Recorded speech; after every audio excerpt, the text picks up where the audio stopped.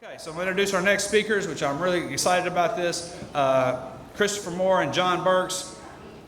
Christopher Moore is currently employed by CAAP Incorporated, serving as the Western Region SOR Program Coordinator for Tennessee State Opioid Response Grant. As a licensed addiction professional with over 14 years of experience, he prides himself on utilizing evolving research and established best practices as necessary avenues for addressing the existing flaws of the treatment industry, improving quality care, and striving to enhance treatment outcomes. He views his extensive practice with various subgroups of specialty populations and the multiple systems he has interacted throughout his career as his greatest teachers in understanding the unique needs of those he works with. John Burke began his career in the behavioral health field in 2017, working with justice-involved clients participating in one of three Shelby Treatment Courts: Veterans Court, Mental Health Court, and Drug Court. I'm a drug court graduate. Yay, drug court. As a person in long-term recovery, he utilized the wealth of insight he accumulated overcoming his own lived experience of substance use disorder and worked diligently at developing a diverse set of professional skills capable of helping people move forward in their lives. John is currently employed by CAAP Incorporated and serves as a Recovery Pathfinder for the State Opioid Response program, working diligently to meaningfully intervene in the lives of those struggling with opioid use disorders. Now that's the technical stuff that we read. I want to say a few things about John and Chris. So I've been in this field now for 9 years. These guys are the real deal. They are burning the midnight oil from 6 a.m. to midnight every night. I can't tell you how many times I've called Chris 10, 11 o'clock at night. He answers the phone every time, helping me process things. And the other thing I'll say about these two individuals is they're two of my best friends. We all know that burnout is a serious, real thing, especially for people that are fighting this fight. It can be quite devastating to our own mental health sometimes. These are the guys that I call when I need to process my own stuff. They are my lifelines. They are out there truly making a difference in this city. I'm trying to make a difference, and so I'm really excited to welcome John and Chris.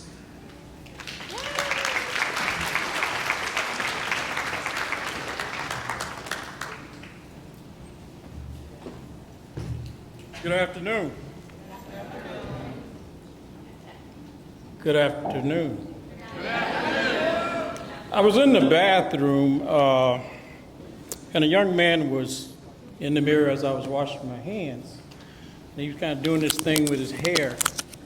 And I looked at him and said, "It's nice to have hair, isn't it?" And he immediately apologized, but it's okay. It's okay. Wish I had hair. First of all, I want to thank Jack and the Memphis Area Prevention Coalition, all of you who have taken the time out to be here with us today. The important work you do is needed, as you well know. There are a lot of people suffering and dying. So it's imperative that we take a look at what we're doing as helpers and begin to do the best we can to improve our skill sets, so that we can continue to help those who are suffering. Chris and I are going to talk to you today about harm reduction and expanding competencies. As many of you have already heard, harm reduction is something that has come into the forefront as it relates to addiction treatment. I think it's imperative that we have a real dialogue about that and begin to talk about the paradigm shift needed for us to really begin engaging those who are struggling specifically with opioid use disorder, but all substance use disorders, so that we equip ourselves when we think about improving our competencies around providing treatment engagement and really working with those who are sometimes not at a state of readiness, right? If you think about the stages of change, many of the individuals we connect with are in pre-contemplative stage. Oftentimes they're seeking help because they are dealing with some issue that they just want to escape from at that moment. So I think it's imperative that we really have a dialogue about that today, and that's what we're going to attempt to do. Hope this pointer works. I tell bad jokes to try to get you to engage, so if you don't want to be here until 6. All right, thank you.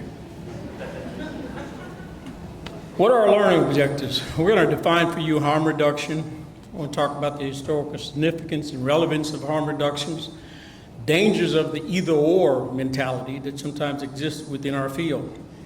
The helper's oath, looking at a critical examination of that, establish findings for harm reduction.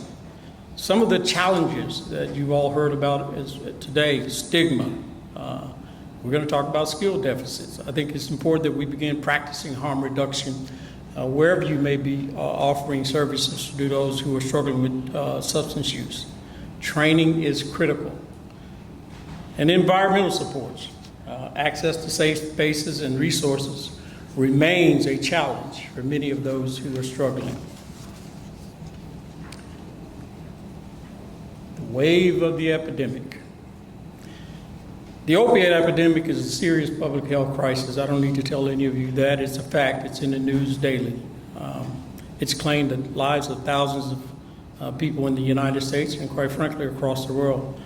The epidemic is driven by a number of factors, including increased availability of prescription opioids, the rise of heroin use, which has now been adulterated with fentanyl, and the emergence of other synthetic opioids.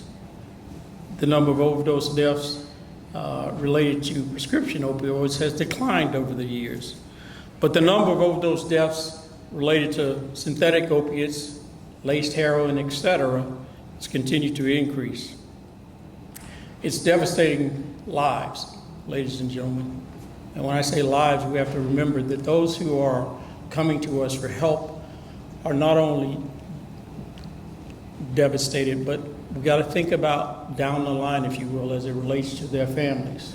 We've got mothers, children, fathers, grandparents who are also impacted by their struggle.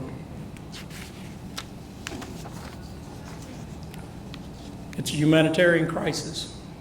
I don't know that I could say that with enough gravitas. People are dying. Since 1999, more than 1 million people have tragically lost their lives due to overdose deaths in the United States. This staggering number seriously reflects the severity of the crisis and urgent need for intervention. On average, more than 136 people in America lose their lives each day to opioid overdoses. That's an alarming statistic. I really think, you know, for me, when I think about my efforts to help those who I engage on a daily basis, and I try to impress upon them, you know, the fact that you're literally, to use this old term, playing Russian roulette with your life. Anytime you go to the street for any substance that you want to use to escape whatever it is you're trying to escape. Between 2000 and 2019, the national overdose rate surged dramatically, increasing by an astonishing 255+%. Again, can't be overstated, the impact on our public health and overall well-being as a nation and as a people. The rate of overdose deaths involving synthetic opioids such as fentanyl, and you heard earlier about xylazine, has increased at a rate of 580% over 5 years. 580%. The data suggests that someone dies from an overdose every 5 minutes. We're losing a life. We're in different times. We have the traditional and we have now.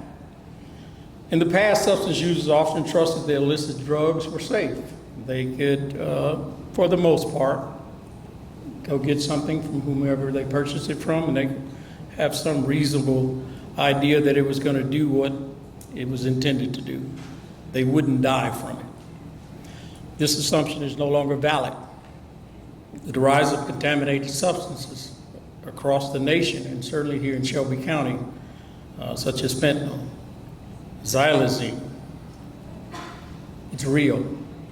You heard about the necrosis for those who inject drugs that are laced with xylazine.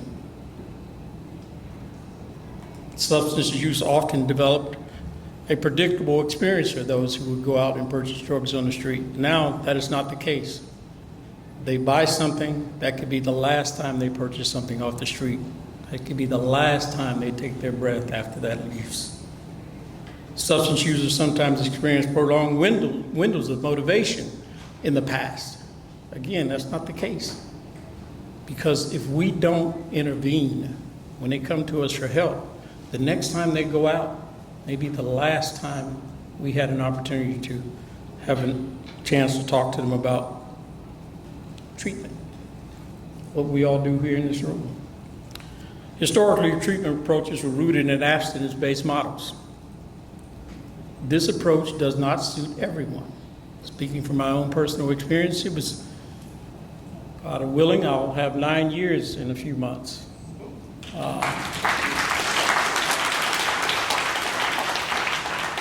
Thank you. And I'm of the mindset that what worked for me won't work for everyone. Fortunately, I was only an alcohol drinker. That's a slow death. It's poison. But again, I want to reiterate, those who are using street drugs now, the next time they purchase something and use it, it could be the last time. We've got to come up with different strategies. We can no longer use one-size-fits-all approaches. So let's talk about traditional treatment for substance use disorder. The prevailing approach to substance use disorder treatment in the U.S., as I stated, revolved around abstinence. This perspective is still deeply ingrained in our field. Many believe that as you provide medically assisted treatment, you're allowing an individual to simply switch drugs. I think that's asinine. A significant portion of professionals believe that abstinence is the sole acceptable goal. In other words, you either stop or nothing. However, this rigid stance may overlook often valid pathways. When we talk about MAT, that is a valid pathway to recovery. Wanting help is sometimes conflated with a commitment to abstinence. We have to recognize that some people may not want to stop. They may choose to say, you know what, I want to learn how to use drugs without getting to the point where I may die. Now, for me, I think that's unrealistic, but I have to meet them where they are. Access to effective treatment often faces a high threshold, including financial barriers, limited availability, and I want to say it again, stigma. Many individuals struggling to find timely and affordable care, that's a problem, just seeking care. Some treatment models remain archaic and misaligned with emerging knowledge and research. The field must evolve to incorporate evidence-based practice, personalized care, and initiatives that intervene wherever the person is. In some settings, noncompliance with abstinence-based rules will get you kicked out of treatment. You use, you leave. You potentially send someone to their death.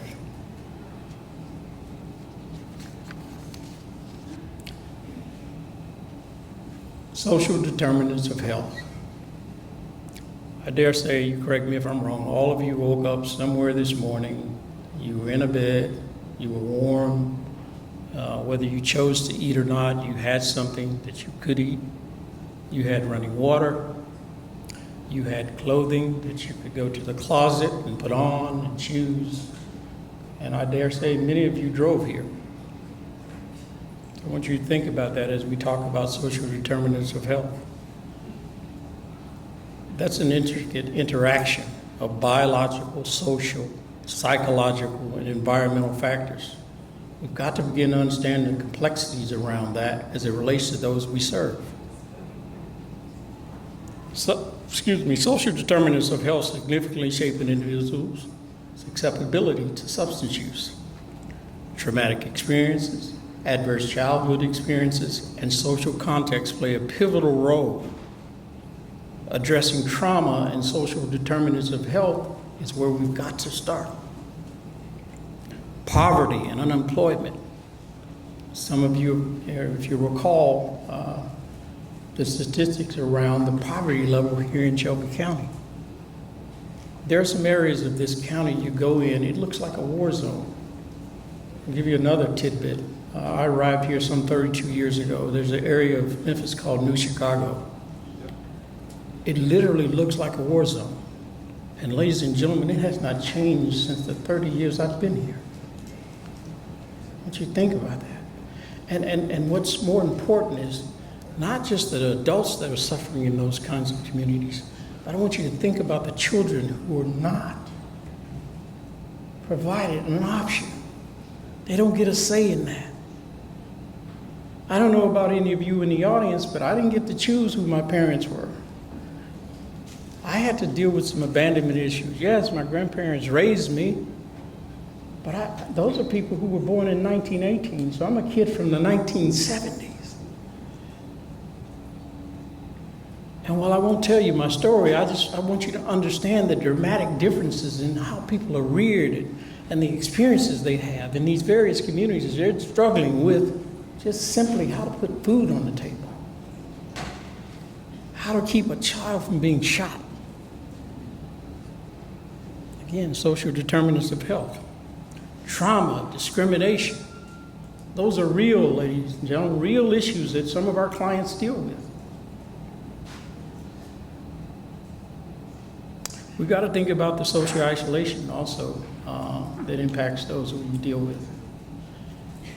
Substance use is a devastating, if you want to call it a disease, I look at it differently, but it's devastating.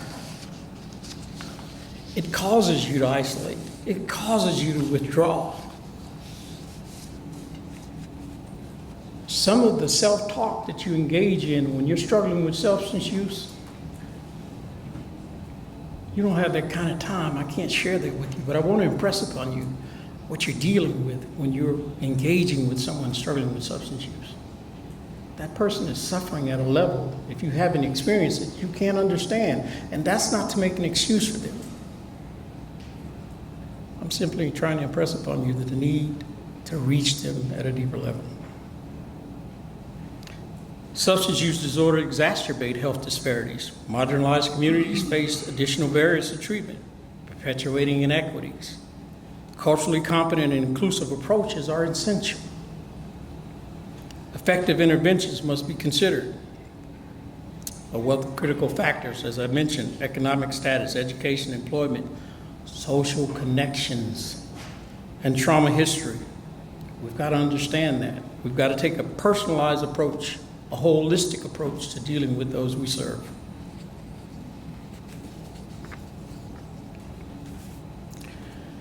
Help is on the way, right? You're in the room. Is help on the go to sleep? I told someone I tell bad jokes, but I'm not going to stop. Help is on the way. Around 2016, Congress recognized the urgent need to address the rising rates of opioid use and overdose deaths. In response to this, they created an opioid-specific program aimed at increasing access to substance use disorder treatment. These grants specifically emphasize medication-assisted treatment. The goal was to enhance treatment availability and to reduce unmet needs. Ultimately, prevention overdose deaths through comprehensive prevention, treatment, and recovery efforts. That's the idea, that we get them in so that they have an opportunity to live. These grants played a critical role in creating a necessary and important transition toward harm reduction services. By emphasizing MAT and overdose, and other evidence-based practices, these programs shifted the narrative from a punitive approach, you use, you get out, to how can we best help you? What can we do to effectively treat you as the individual? What is harm reduction? Anybody got any ideas? Are you awake? Harm reduction encompasses a set of practical strategies and ideas aimed at reducing negative consequences associated with drug use and other high-risk behaviors. Rather than focus solely on abstinence, harm reduction aims to minimize harm while also acknowledging the reality of substance use, the fact that it changes a person's ability to think clearly. It is evidence-based approach that's critical for engaging those who use substances. It equips them with life-saving tools and information, empowering them to create a positive change for themselves. In other words, they're in control. We're trying to make sure that they understand this is their life. We're here to help guide them to live whatever kind of life they think would be best for them. It's practical and it's transformative. I'm going to say it again, we meet them where they are. But it emphasizes direct engagement so that we can have a dialogue about some of the issues that are preventing them from making that decision to move from pre-contemplation through making a decision and taking action, right?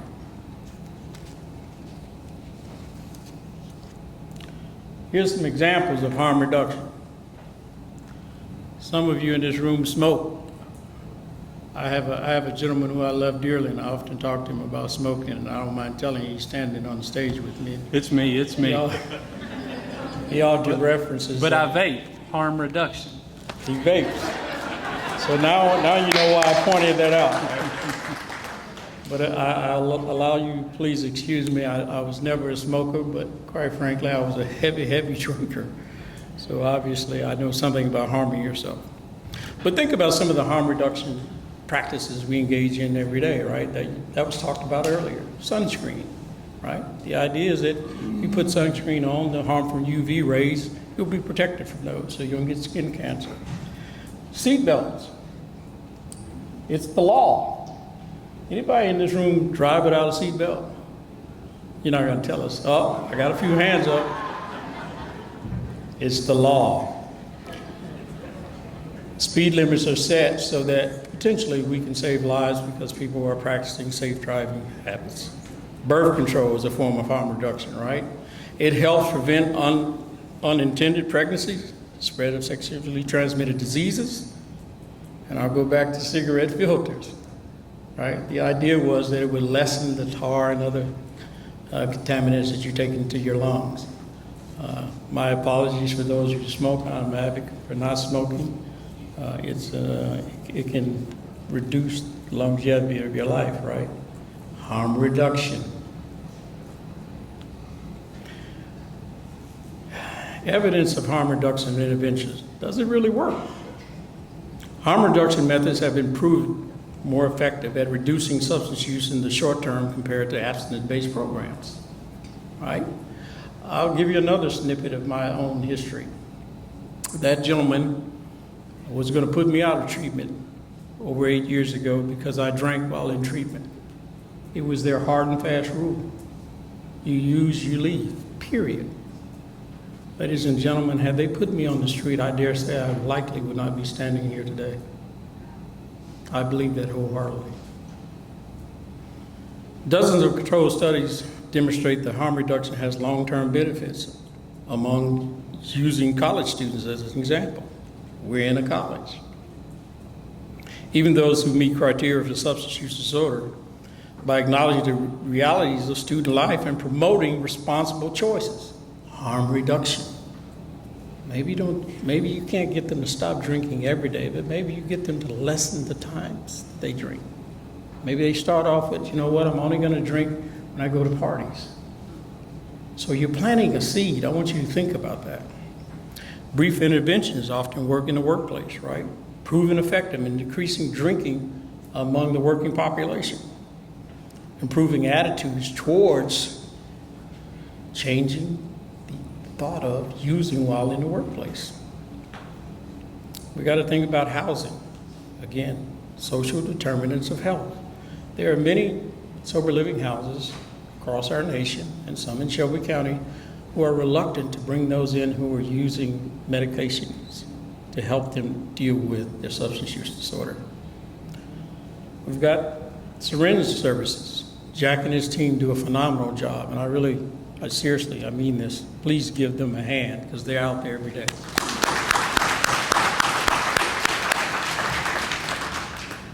Those programs play a critical role in helping people make better decisions, potentially life-saving decisions. And now I'm going to turn it over to my partner in crime. Thank you. Are you awake? Yeah, are you with us? All right, thank you.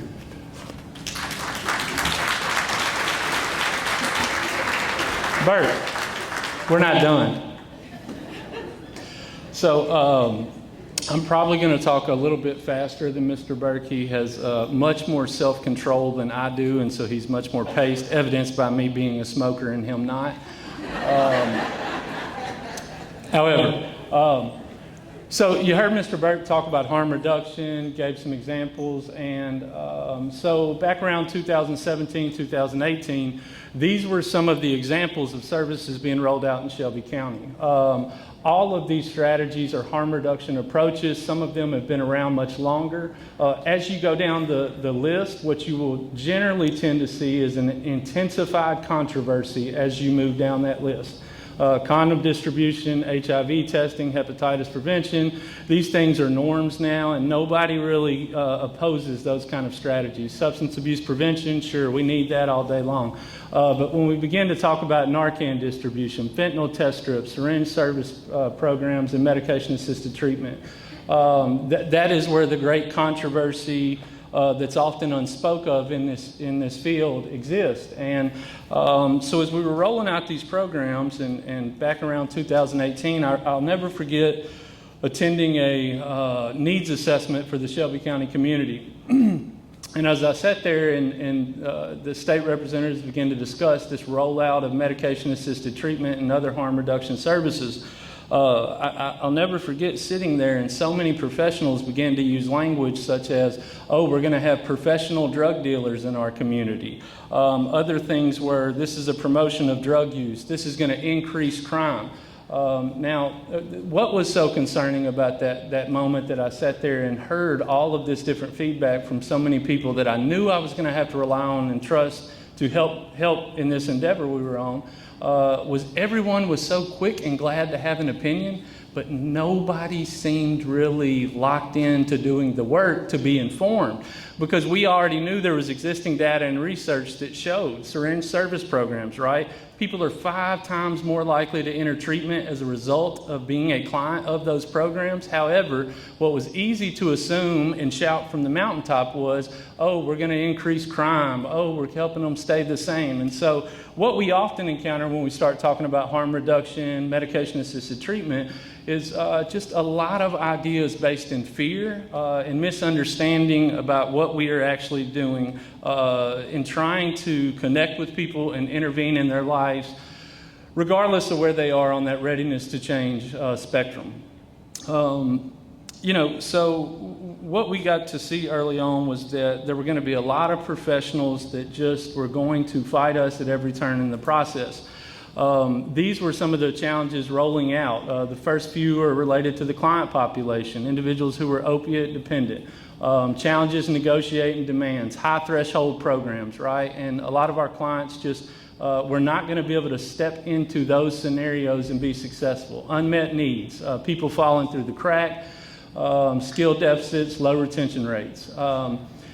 So, and I think back to when we started, everybody kept telling us and warning us about how difficult the population that we were going to be targeting was to work with. What nobody acknowledged was how challenged these professional systems were going to be. Nobody talked about the resistance that we were going to encounter from the trusted helpers of the community, and certainly, maybe it wasn't known at that time, how much damage was going to be done to people continuing to oppose and discount people's recovery processes that did not fit the traditional mold. So really early on, we hit the streets. There was no place we wouldn't go. We prided ourselves on being a team that would go anywhere where people were in need. We were targeting uninsured and indigent individuals who did not have access to medication-assisted treatment. Very quickly, we found people were willing to accept help, were desperate to, get engaged in the program. And so as we began to do that, Another lesson that we quickly learned that was not really talked about in the forefront of this rollout that we were engaging in was the amount of stigma that exists around medication-assisted treatment and harm reduction. There's no such thing as a person with substance use disorder who is a stranger to stigma. But what we noticed early on and what we began to hear from our client population was just extremely concerning experiences related to how they were being treated by the people who should have supposedly known better. So it was very apparent people's recovery journeys that didn't fit the traditional mold of what recovery was supposed to look like. They were often ostracized, discounted, just belittled because their journey was different than what everybody else had been experiencing. It was a very hard spot for us. I can't remember how many times we talked about how these places that in the past traditionally had been safe and supportive were now becoming part of the problem in keeping people going in a different direction. John Burke's telling a client, hey, go check out an AA meeting or a Narcotics Anonymous meeting, and that client hanging on the very words of what this man is encouraging him to do to try to get educated about what's going on with him, he would come back the next day broken, completely hopeless.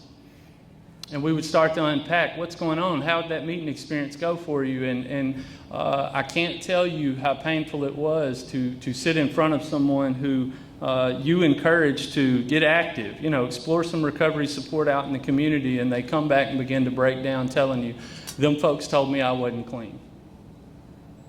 They told me what I'm doing isn't real. It's not good enough, and I didn't feel welcome.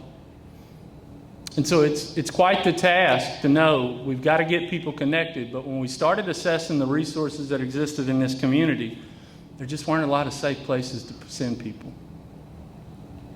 And so it was quite the dilemma. And so when they start talking about retention rates and dropping out and relapse among opiate use,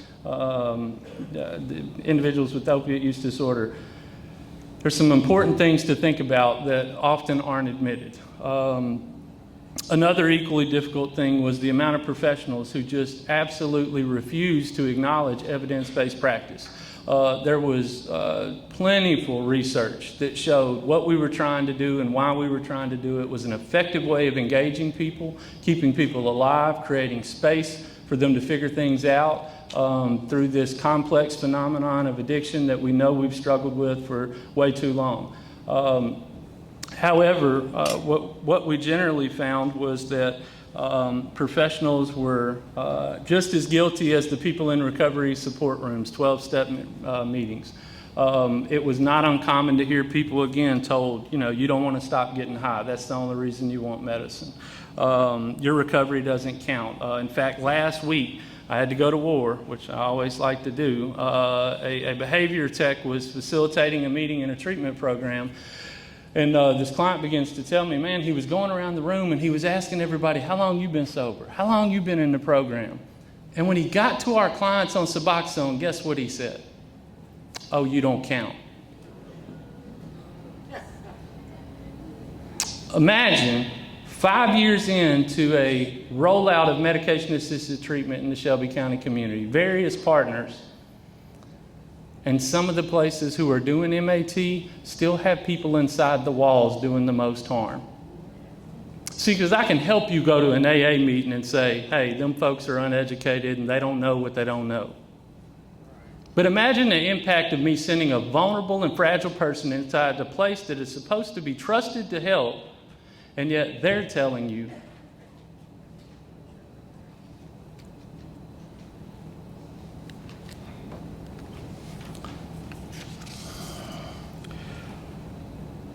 harm reduction is often accused of an anything goes approach, and it's actually just not true. There are some principles related to harm reduction that we feel aren't talked about enough. A lot of these ideas align with established best practices. I can tell you that regardless of whether you're a traditional addiction professional or a harm reductionist, I think most would agree that, genuine connection, understanding, person-centered care is a best practice. People are unique, need strengths, individualism. These are things that you find a lot of consensus on. But what we do in harm reduction is ask you to go just a few steps further in hopes of intervening in people's lives a little earlier. Because again, as Mr. Burke pointed out, we don't have time to waste. People are dying at an alarming rate, and if we don't figure out how to intervene sooner and work with that individual regardless of where they are on a commitment to change, nothing's going to get any better. What generally happens is when they don't fit the mold of what I impose in their process, we begin to let go. We shun, we shame, we begin to badger until that client one day stops showing up for treatment. And do we really ask ourselves what happened? Or do we just blame that client as not really being ready? One of the things I love when we talk about harm reduction, and I'll tell you, I probably 3 months ago was talking to a pretty prominent addiction professional in this community, well known, certainly won't betray their anonymity, but I'm on the phone with this lady, and again, well respected, and they're beginning to explore medication-assisted treatment. When we talk about redefining success and how we measure change, and so I'm talking to this social worker, and she's going on and on about this individual in her program, and he's in outpatient counseling, and he stopped using heroin, he stopped shooting dope, and he's working, and he reports things are getting better in his family life. And she begins to talk to me about how to help him stop smoking weed. And as I sit here listening to this woman, I'm sitting here thinking, how do I help you see what this client has accomplished? She couldn't identify it. And then I began to think about the potential as if she continued to focus on that client, not interrupting his marijuana use, what was going to begin to happen to the likelihood of him remaining in that program? And she didn't need to condone his marijuana use. You'll never hear me telling a client it's good for you to smoke marijuana. And I mean, again, we've got laced marijuana on the streets. But when we think about harm reduction and the principles that we use to work with people in a more meaningful way, we need to understand it's just going a step further, and maybe it's a little more than what you're comfortable with. But the science of harm reduction, it does translate into step-by-step strategies. Here are some of the things we do in harm reduction treatment. Therapeutic alliance. The number one predictor of success still to this day is the relationship between the clients and the professionals that have been entrusted to help them. It's about providing space, meeting people where they are, understanding that they may not be able to fully commit to what may be best for their life. And you know what? That's completely normal. I don't know how many people in this room have ever tried to change their diet. I don't know how many of you have ever tried to address your Amazon shopping habits. But the reality is it's very often and very normal for any of us who need to make changes in our life to negotiate what that process is going to look like.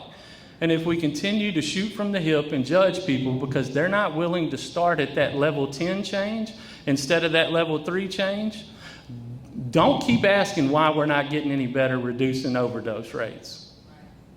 Please stop the madness of pretending like it's all the drugs, because it's not. It's our systems, it's our professionals, it's these models of care that we're clinging to that, if we're honest, have never been that impressive.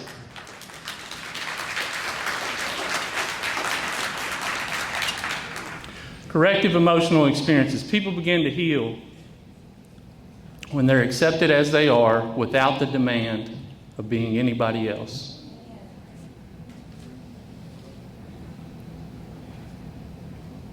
Affirming ambivalence. I was talking to a client the other day, and I think this is something we often overlook. For individuals who are in treatment courts and Alliance and some of our other treatment professionals in here, are you treating one person or two?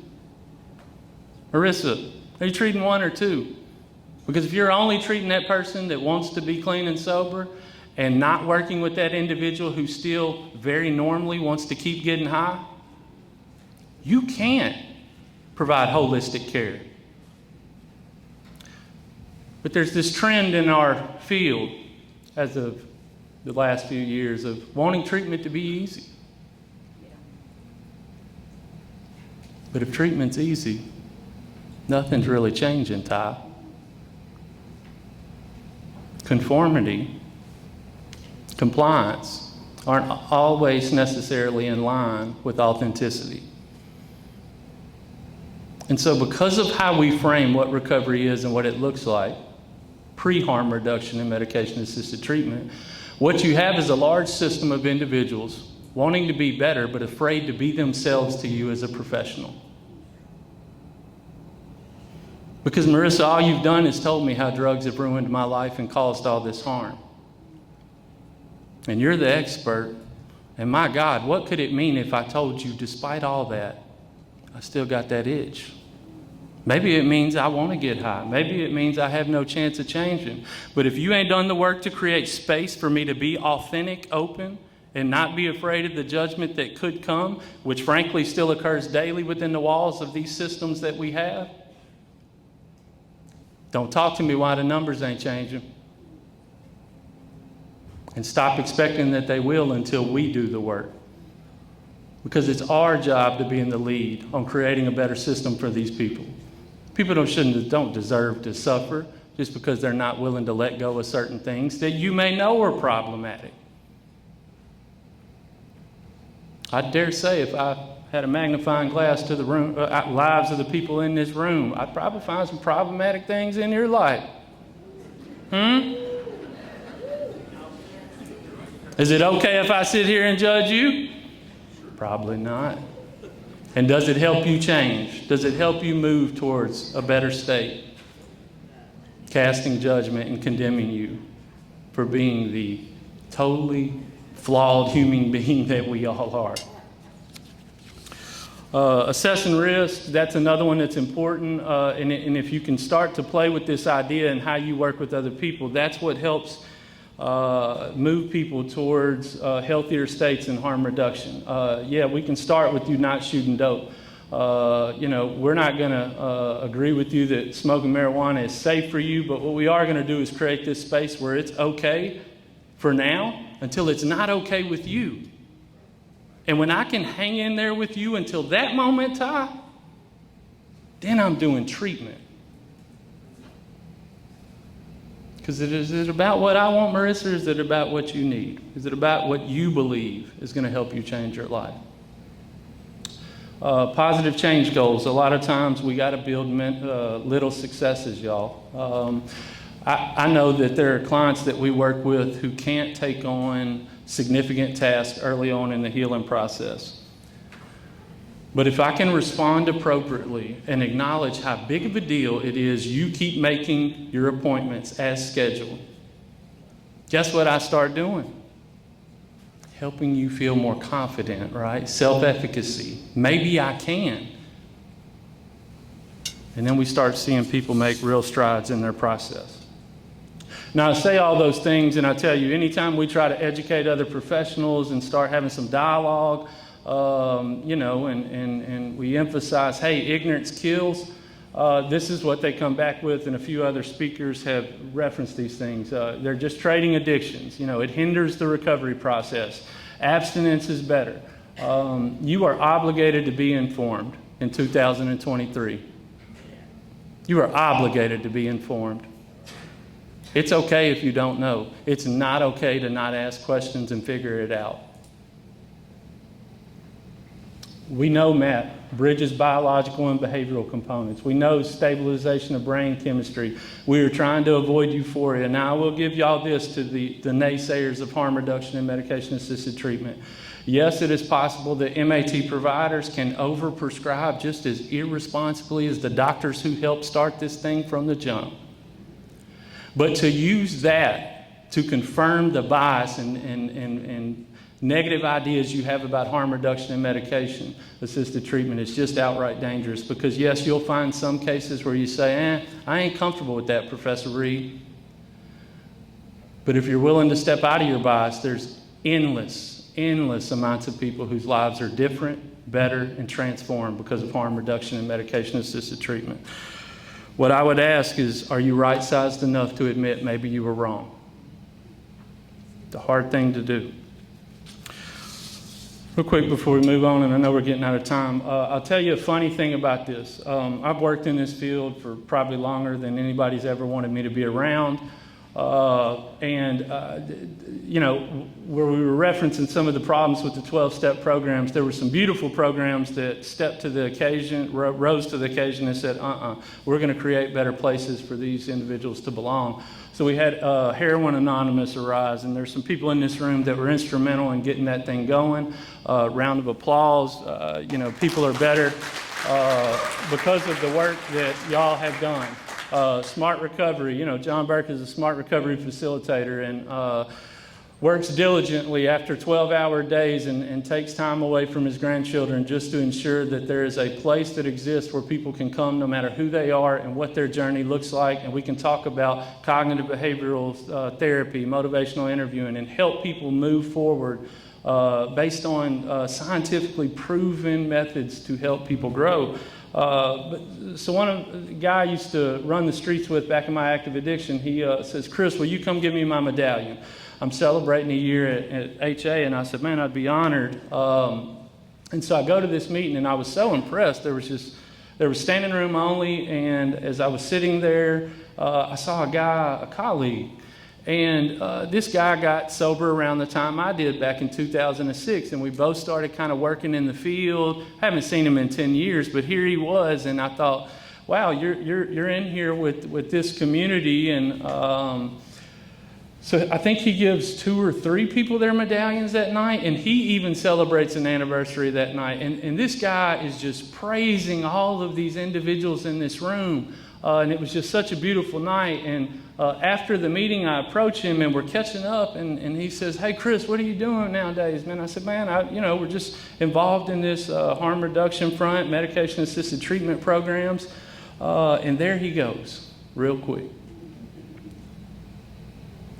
Oh man, I ain't touching none of that. That's just some BS, and those folks, man, they're just trying to get high, this, that, and the other. And it was a very surreal experience because as I'm listening to this guy, I thought, my, how dangerous you are. But here was the irony of what he was saying. I was standing in a room, and the very people he was celebrating, half of them were my clients. Y'all know we can suffer from an ignorance that we don't know we possess. This man sat and complimented people and praised them and talked about how phenomenal their journey had been, Professor Reed. But he didn't know what I knew. And if he could only be open to the idea that perhaps he didn't know what he thought he did, maybe we're a better position to create the kind of system we need to start confronting these overdose and death rates. Real quick, some of you in this room have heard of the SOAR program, and if you hadn't, hang around, we'll get to you. This is just a small sample size of what we've been doing for the last several years. It's a medication-assisted treatment program. We wanted to expand access to MAT. The previous presenter, buprenorphine, methadone, Vivitrol. What we tried to do is flood an individual with various recovery support services, case management, recovery housing, all these other things that we know are proven barriers to helping people be successful overcoming SUD. The really cool thing about SOAR and medication-assisted treatment in Shelby County is that we completed baseline assessments, and then we completed 6-month follow-up assessments. A lot of our outcome measures were abstinence. That's that thing y'all say is required, right? Keep that in mind. Justice involvement, employment, social connectedness, and a few other areas. And our outcome measures are generally, if you're a behavioral health or an addiction professional, isn't that where we determine the severity of an addiction? In those areas right there. Well, let's see what happens through people's journeys on medication-assisted treatment. Retention rates. They said those were impossible to improve. Not true, we did. Abstinence, there was an 82% change in that 5,000 population. All of them didn't start abstinent, Marissa, but we didn't require it. And so guess how we got to 82% change? 6 months later, 82% of those clients were now abstinent. But Ty, would they have got there if we demanded they be that before they were ready? No, we focused on relationships, patience, and some other things. Y'all, we got work to do because we got to get ready. There's some things coming down the pipeline. When I dare say the words, safe drug consumption sites, what do some of y'all think? It's some folks in here saying, no, no, no, no, no, no, no. But here's the reality. All the data shows they work. They've been doing it in Canada for years, and guess what? In all safe injection sites, guess what's never happened on their watch? Not one client has died. They've overdosed, but they've never lost one client. And I don't know that that's our answer, but I can tell you this. We got to start doing the work today to be open to some new possibilities and strategies. Director of the National Institute on Drug Abuse says, treatment programs for substance use disorders inherited a working definition of recovery from the 12-step world of past generations. She then goes on to reference that short of abstinence, an individual was considered and deemed to have failed and not be considered to be recovering. Yet evidence indicates abstinence is not the only clinically relevant outcome for every individual, and that alternative endpoints can contribute to recovery, even when abstinence is not completely achieved. What we know is this: out of the 20 million people who meet the criteria for an SUD, only about 12% of them seek treatment and utilize what we have. And out of that 12% who actually seek treatment, 30% of them terminate prematurely. That means something. And I think the presenter this morning, not to debate him, but he referenced some of the or barriers that get in the way. SAMHSA did a study back in 2019, and you want to know the top reason why people don't go to treatment? They don't want to stop using substances. And so should we wait for them to get there, knowing their risk of death? Or should we start to examine this system we have and figure out, are there changes that need to be made and what we are offering to people to make it more attractive? Studies also show you can offer free treatment and you can remove every barrier that we like to think is in the way. People don't want what we're offering. And that means we got to start exploring what can we do different to start intervening in people's lives earlier, regardless if they're ready for a level 10 change or not. I know I'm out of time, Jack. I promise I'm shutting up. Here's your history lesson. Please go do your homework. These are different eras that have occurred in this behavioral health field that we're in, and every one of them has its own atrocities. And while we're still in today, please know you're in moments of history that will be looked back on. And questions will come. Which side you stood on. You don't have to like MAT. But to continue dangerously deminimizing its effectiveness and how it can help people heal and move forward, it's the list you'll be on. Helper's Oath. These are just a few ideas that I think me and Burke talked about would certainly position anyone, whether addiction professional, just a community case manager, it doesn't matter. These are the ideas that, if embraced, will help position us for the changes that are coming down the pipeline, because I think everybody knows we've got to keep getting better. And for my fellow parents and those familiar with Captain Underpants, this is my son taking the morning on. John Burke said, Chris, these folks ain't going to be able to handle this. He's like, has he got a full diaper or what? And I said, you know, Burke, this picture's special to me because it's important to take the day just like this.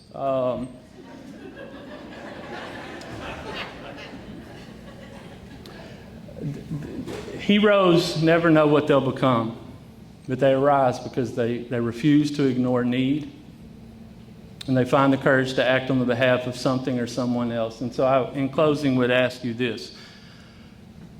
Who or what could you become if you really embraced your power to make things better? The heroes we need ain't the ones we got. We don't need more people stepping into this endeavor, conforming to the ways of the past. We need people with the courage to confront, rock the boat, challenge those who are supposed to be above approach, right?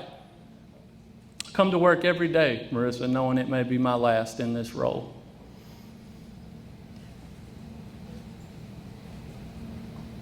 Because it won't be convenient to change this system. And you're going to have to go at people who may have more authority than you, and it'll be risky to make it better for those in need. But I've been a sacrificial lamb before, and yet here we are still. Here I am. Somebody said outside before we started, I don't know if they're ready for this. Their readiness is irrelevant. Please be motivated. Please understand there's so much more to learn. And know this, you've never said much if your voice ain't trembled when you spoke. Let's do it, because they deserve better. And if you're halfway honest with what we've been doing, it's never been good enough. Thank you.